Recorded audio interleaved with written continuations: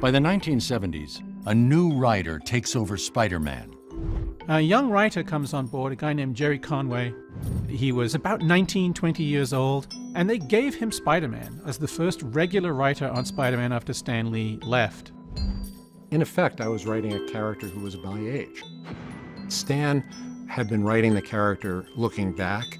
I was writing the character looking around. And in fact, the artist that I ended up working with longest on Spider-Man, Ross Andrew, used to come over to my apartment and use my roof as reference material. So what you see, the rooftops that Spider-Man is fighting on and running around are the rooftops in my neighborhood.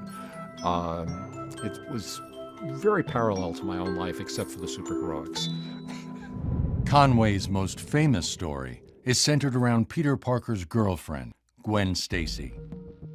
I'd never seen the appeal of Gwen Stacy as a character, and in writing her, I found her to be kind of bland and uninteresting. She was a nice girl who liked Peter and had no basic problems. So I wanted to change the direction of the strip.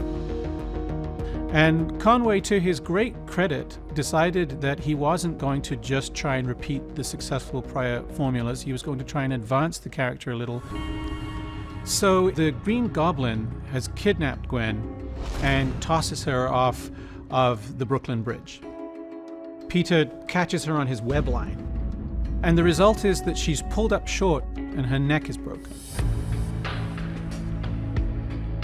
The reaction of the readers was, oh my God, Spidey killed Gwen. He's responsible for her death. Well, no, not really. He made a valiant but failed effort to rescue the woman he loved.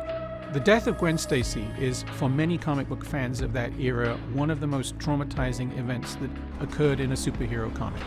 It goes right to the heart of the heroic project and undermines it in a truly nihilistic way if, in the very attempt to perform heroic action, the hero actually ends up killing the innocent that he's trying to save.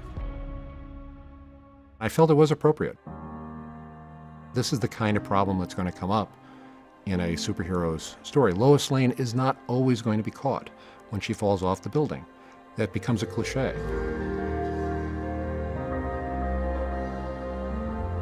When he came through the other side of the grief, Peter had a better understanding of his own power and limitations. That's an aspect of maturity.